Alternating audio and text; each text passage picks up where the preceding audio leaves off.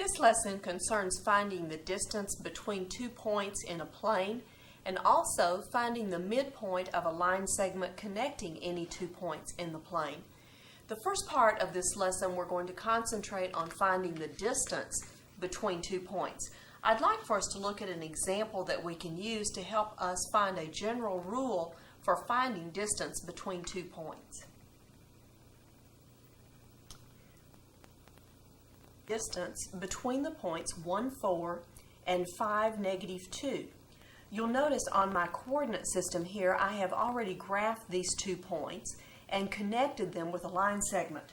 So our task is to determine the length of this line segment here between the point 1, 4 and 5, -2. Now what I want us to do is to use some things that we already know from previous courses to help us determine how to locate or to find this distance. What I want to do first is from this upper point right here, I'm going to draw in a vertical line coming straight down underneath that point, and I'll go down until I get just across from this second point down here, and then I'm going to go horizontally to my second point. And you'll see, of course, what I've done is formed a right triangle by drawing in these two sides right here. Now, on our graph, because of this vertical line here, and because we have chosen points where we're exactly on corner points of our graph, we can actually count spaces and determine the length of this leg of this right triangle. Notice 1, 2, 3, 4, 5, 6. The length of this leg over here is 6 units. Now we can also do the same thing with the horizontal leg down here. 1, 2, 3, 4. We have 4 units across this bottom leg of our right triangle. Now I'm sure that most of you remember from geometry classes the Pythagorean Theorem. Recall the Pythagorean Theorem. We usually learn it is c squared is equal to a squared plus b squared.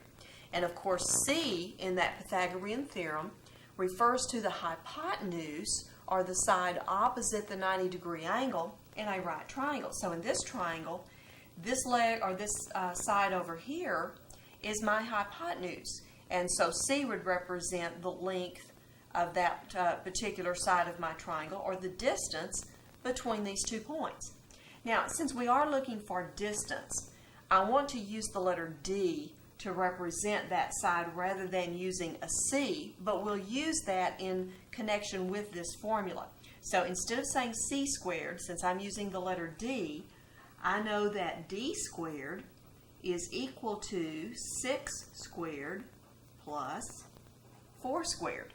Okay? Of course, we can do some arithmetic here, which we will do, but notice that in this formula then, to find D, we simply need to take the square root of both sides of this equation. So D is going to equal the square root of 6 squared plus 4 squared. Now I will come back to this particular form in a second of that formula. I wanted to write that down in that form for a reason. Let's go ahead and calculate our distance. Of course, 6 squared is 36. 4 squared is 16, so we've done those. Now we'll add, I believe we have 52 here.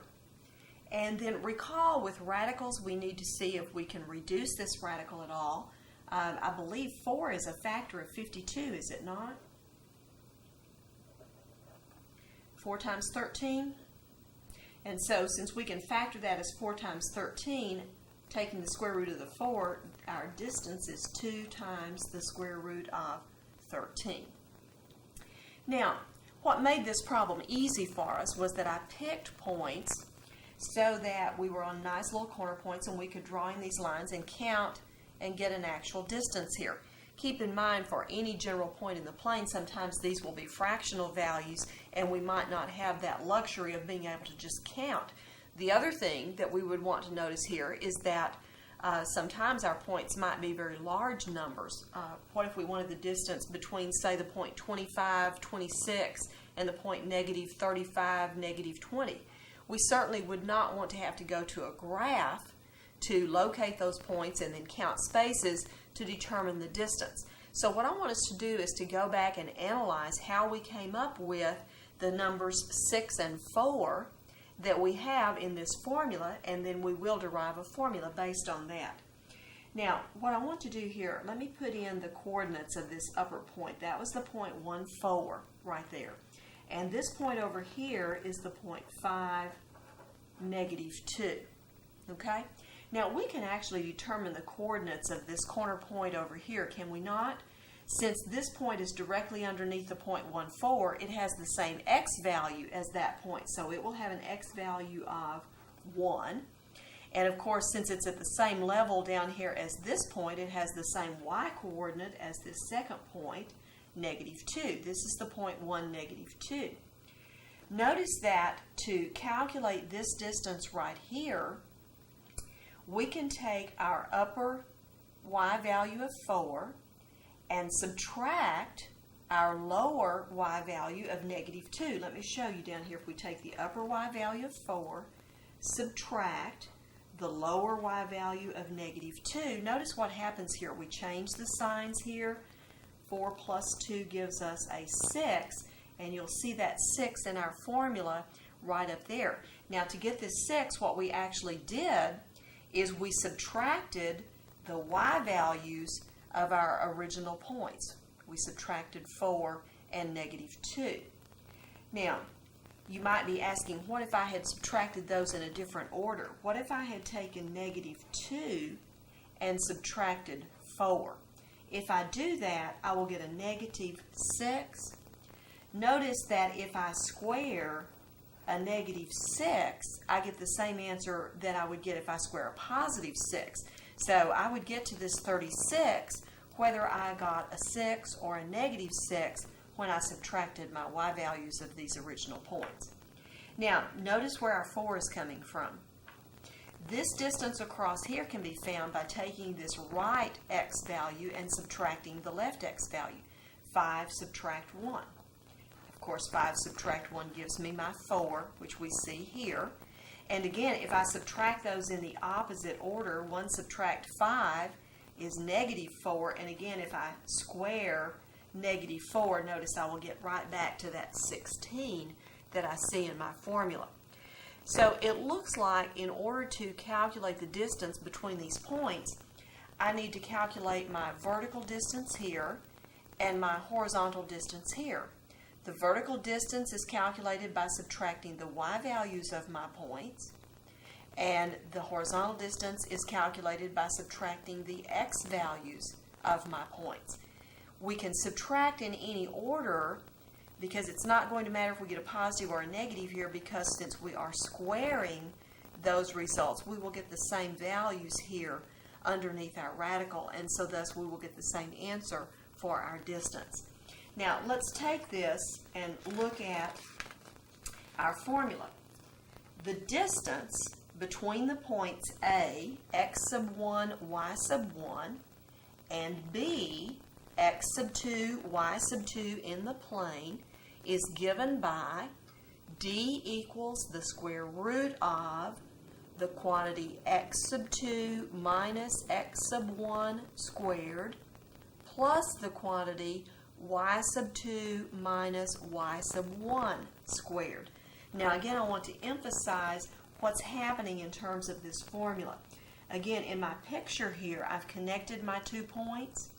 If I come down vertically from this point and I go horizontally from this point, this horizontal distance is the difference between these x values. That's what we're doing here, is getting this horizontal distance right here. X sub 2 minus x sub 1 is this distance. And then this vertical distance here is the difference in these y values of my points. So that distance is given by y sub 2 minus y sub 1. Remember, the reason that we are squaring those is because we used that Pythagorean theorem a while ago. C squared equals a squared plus b squared. So this is like a squared plus b squared in here, and then we're taking the square root so that we can find that distance d. You need to spend some time looking at this formula and be sure that you memorize this formula. I would encourage you, when you do your homework on this section, that for several problems, you actually write the formula first before you substitute values into the formula. By writing that formula, that will help you to have that formula memorized. This is a very important formula that you will be using in other math courses that you will take after you are in college algebra.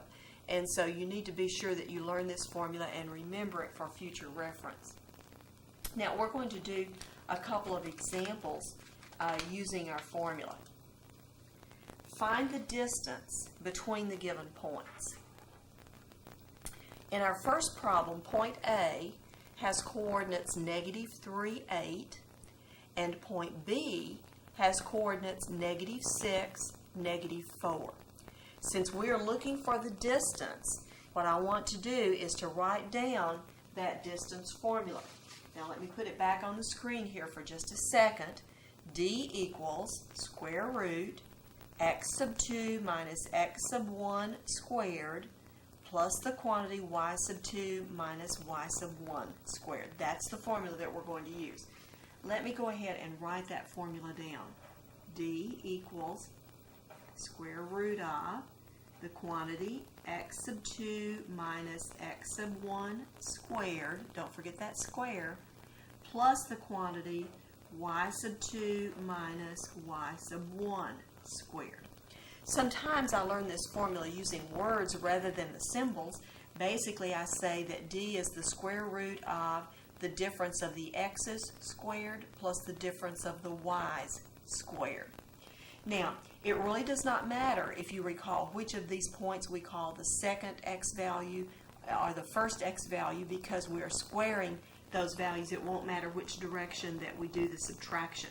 So let's go ahead and substitute then into our formula. I'm going to go ahead, and since this is my second point listed, I'm going to call this my second x value. So x sub 2 is -6. We are subtracting the first x value, notice -3. Now be very careful. Notice you're subtracting a negative here. Then we're going to square that answer, plus, in our second parenthesis, we're going to subtract the y values. Now my second y value up here is -4. We're going to subtract. The first y value is 8, and then we need to square that answer. Now I will caution you, right here is a place that a lot of students make mistakes. Remember, in your formula you're subtracting. Sometimes you subtract a negative value, and so you have to be careful that you put in both of those negative signs. Notice here, this is the subtract symbol from the formula. The number we're subtracting is simply an 8, so we're not subtracting a negative. Now let's go ahead and do some simplifying on this particular problem. Of course, here when we subtract a negative, that's going to change to plus a positive. So -6 plus 3 is a -3. So I'm going to go ahead and put that step in. I have a -3 that I need to square, plus, in my second parenthesis, -4 minus 8 is a -12. So I need to square that number also. The next step is to do the squaring. If I square -3, I get +9. If I square -12, I get +144. And now we will add those numbers together. And I believe we have 153 here. Now, you always want to be sure, can I reduce this radical or not? Now, I notice for 153, that 3 is a factor of that number. Okay, 3 will go into 15 5 times. So 3 times 51. What about 51? Are there any factors of 51 that you know of? You might recall the little divisibility test. 5 plus 1 is a 6. And so we can divide by 3 again. So let's bring down our first 3. 51 is 3 times 17. And so I have a 9 times 17 here. If we take the square root of 9 times 17, we get 3 times the square root of 17. So we can reduce that radical. It's very important that we reduce that. Now, what I would like to do is to have you pause your tape, get you some scratch paper, and you try this second problem here. Find the distance between the points 4, -3, and 6, 1. When you have completed calculating your solution, then if you'll just start your tape again, I will work through this problem and you can check your answer. I would encourage you, write down that formula to get started.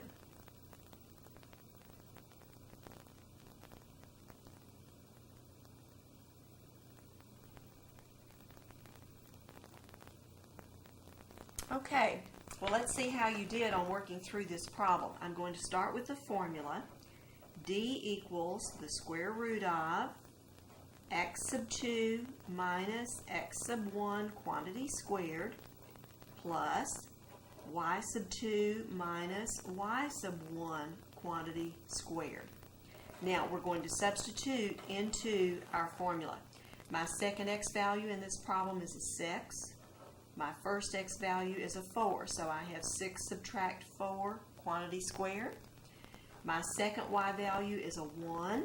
Subtract my first y value is a negative 3. Be careful here, and then we're also going to square that. Okay, now let's do some simplifying. 6 subtract 4 is a 2, so I have 2 squared.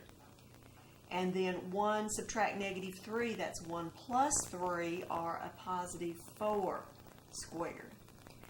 Okay, let's do our squaring then. I have square root of 4 plus 16. Of course, 4 plus 16 is 20. And then did you reduce this radical? Since 20 is 4 times 5, we can do the square root of the 4. 2 times the square root of 5 would be our distance here. I hope that these two examples has helped you to learn the distance formula and to see how that formula is applied in working a problem. Remember that I encourage you to memorize that distance formula. It's a very important formula that you will use in many other mathematics courses as you continue your education.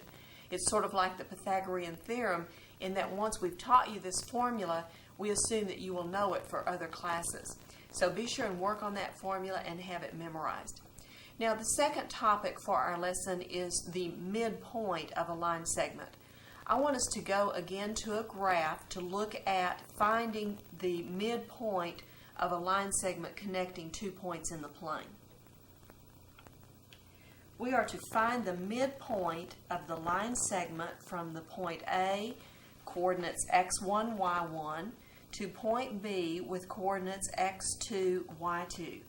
Now, what I've done here in the sketch, I've labeled these 2 points here. This one down here is the point x sub 1, y sub 1. And the point up here is x sub 2, y sub 2. And then I have located on my graph where the midpoint of this line segment connecting these two would be. And I have labeled this midpoint xy. Now, I have also sketched in some little triangles based on where that midpoint is, and we're going to discuss those triangles and see if we can determine something that is true about these triangles. Now, the first thing that I want to do is go back and talk about midpoint for a second. When you're talking about the midpoint of a line segment, another word might be center point, the one in the middle.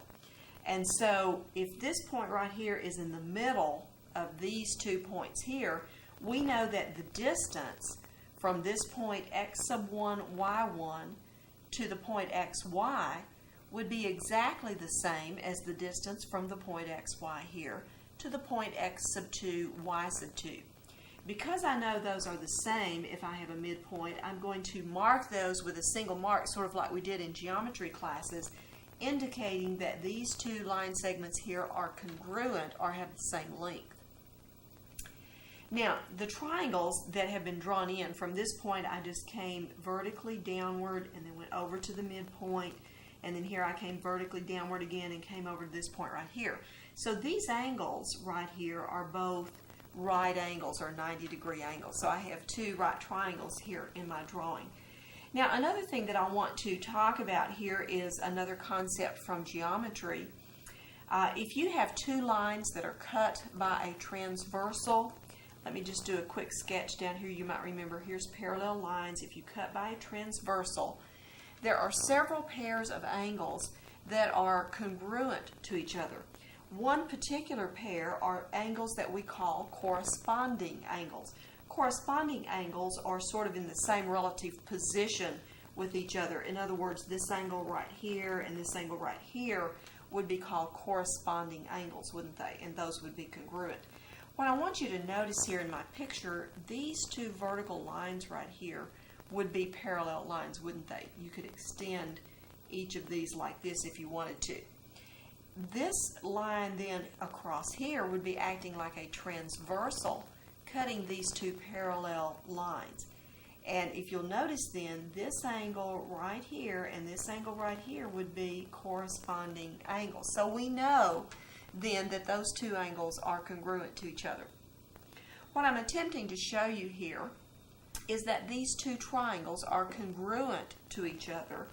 They are congruent by angle, angle, side, if you remember that from geometry also. If these triangles are congruent to each other, then I know that this side right here has the same length as this side right here, and also this third side of that triangle has the same length as this third side down here. Now, what I want to do is to use these congruent sides to try to develop a way of determining the coordinates of this midpoint right here.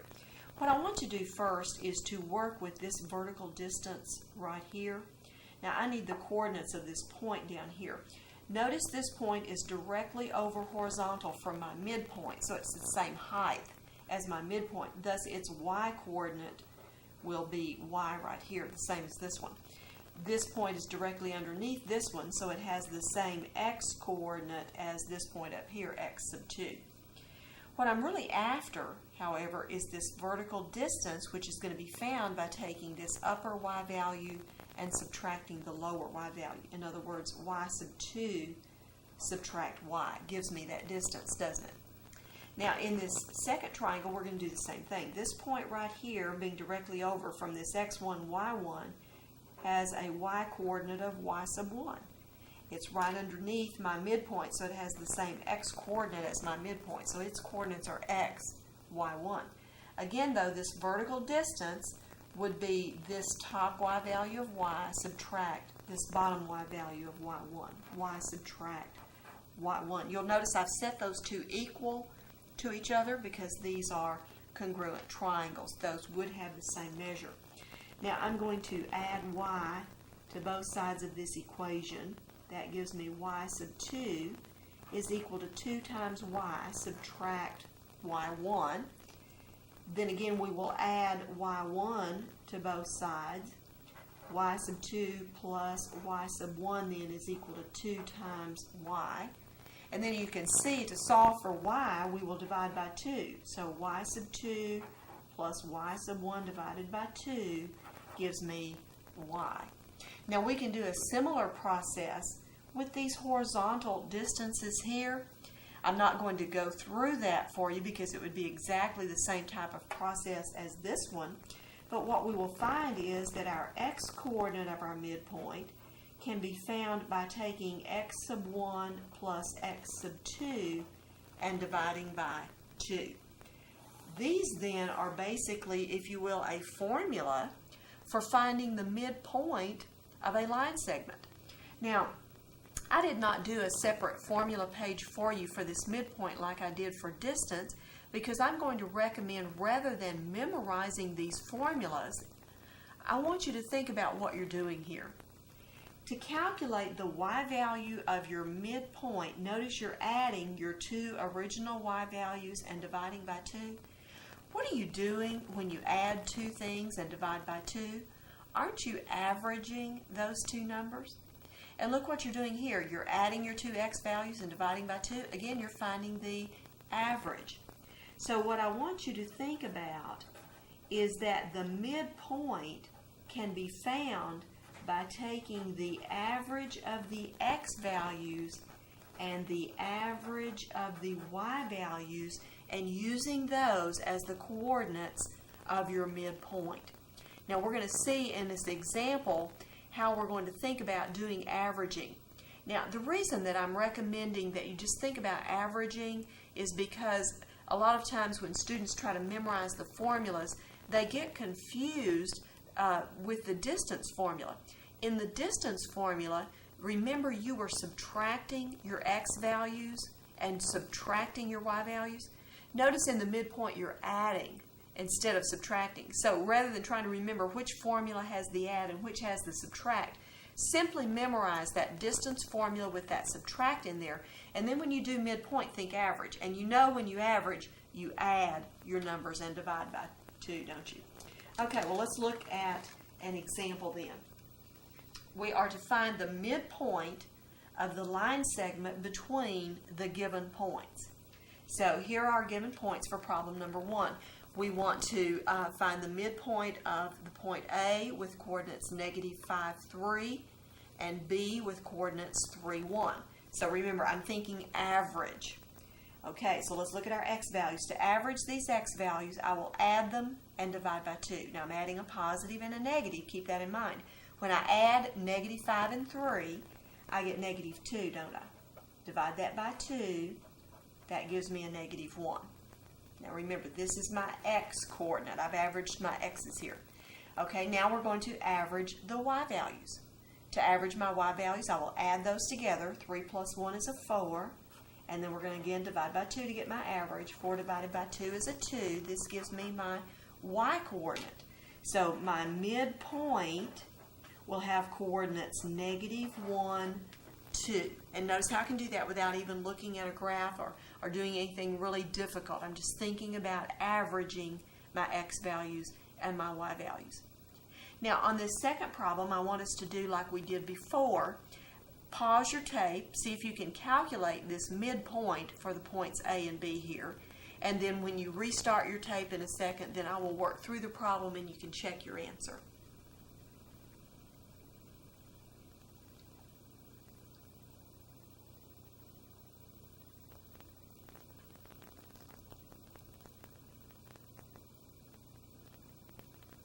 Okay, well, let's see if we can do this midpoint. Remember, average. Looking at my x values, if I add my x's together, I get 6. I'm going to divide by 2, so that gives me a 3 for my x coordinate. And then averaging my y values, if I add -3 and +2, I get a -1. I have to divide by 2, don't I? Now here, instead of dividing this out, since it doesn't divide evenly, I'm just going to leave that in my fraction form. So my midpoint for this second problem is going to have coordinates 3 and -1/2. Okay, so finding a midpoint is really very easy. Just think about averaging two numbers. Add the numbers and divide by 2. You're going to average your x values and average your y values. This completes the lesson on distance and midpoint. I hope that you found it helpful and that you will check out some other tapes, perhaps on other topics as you're having difficulty. Thank you very much.